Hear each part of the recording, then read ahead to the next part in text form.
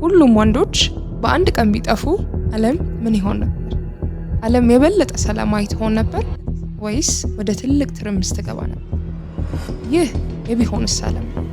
ዛሬ የምናየው ሁሉም ባዮሎጂካል ወንዶች በድንገት ቢጠፉ ምን እንደሚሆን። በመጀመሪያ ሰዎች ያስባሉ፣ ወንዶች ከጠፉ ዓለም የበለጠ ሰላማዊ ትሆናለች። ግን እውነቱ ምናልባት ከዚህ በጣም የተለየ ሊሆን ይችላል። ምክንያቱም በአንድ ሰከንድ ዓለም ግማሽ ህዝቧን ታጣለች፣ ቤተሰብ ይፈርሳል፣ ህፃናት አባቶቻቸውን ያጣሉ፣ ከተሞች በድንጋጤ ውስጥ ይገባሉ። አደጋው ከዚህ ይጀምራል። ዓለም ብዙ የሰራተኛው ኃይሏን ታጣለች፣ ፋብሪካዎች ይዘጋሉ፣ የኤሌክትሪክ ስርዓቶች ይበላሻሉ፣ የውሃ አቅርቦት ይቀራል። ብዙ ሀገሮች አስቸኳይ ጊዜ አዋጅ ያውጃሉ።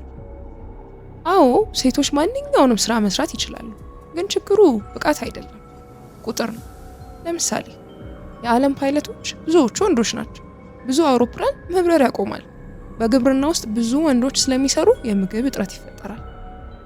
ሱቆች ባዶ ይሆናሉ፣ የምግብ ዋጋ በጣም ይጨምራል። ስለዚህ ሰዎች በኮታ ምግብ መውሰድ ይጀምራሉ እና ሰው ሲፈራ ግጭት ይጀምራል።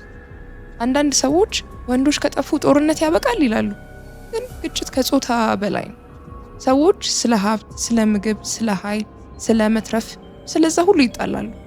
ምናልባት አዳዲስ ግጭቶች ይፈጠራሉ። አገሮች በቀረው ሀብት ላይ ይጣላሉ።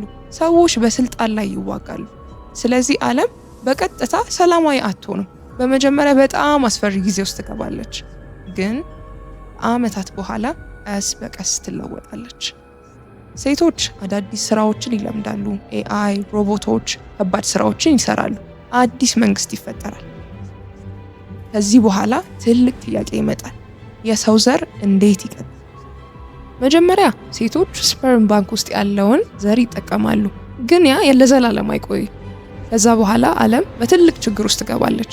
ሳይንቲስቶች አዲስ መፍትሄ ለማግኘት ይሞክራሉ፣ ግን የሰው ልጅ ከአንድ ጾታ ብቻ መራባት በጣም ከባድ ነው። ምናልባት ለብዙ ዓመታት ልጅ መውለድ በጣም ይቀንሳል። የዓለም ህዝብ ቀስ በቀስ ይቀንሳል። አንዳንድ ሀገሮች የሰውን ዘር ለማዳን ትልቅ ሳይንሳዊ ፕሮጀክትን ይጀምራሉ። ሌሎች ደግሞ የቀዘቀዘ የዘር ናሙናና ለረጅም ጊዜ ለማስቀመጥ ይሞክራሉ። ግን እውነቱ የሰው ዘር ለመቀጠል ወንዶችና ሴቶች አስፈላጊ ናቸው። ስለዚህ ይህ የሰው ዘር ለመትረፍ የሚያደርገው ትልቅ ጦርነት ሊሆን ይችላል። እና ምናልባት ይህ ነው ትልቁ ትምህርት። የሰው ልጅ ብቻውን አይጠናቀቅም፣ እርስ በርሳችን እንፈላለጋለን። ስለዚህ ሁሉም ወንዶች በድንገት ቢጠፉ ዓለም አትቆምም፣ ግን ደግሞ ትቀጥል። ይህ የቢሆንስ ዓለም ነው።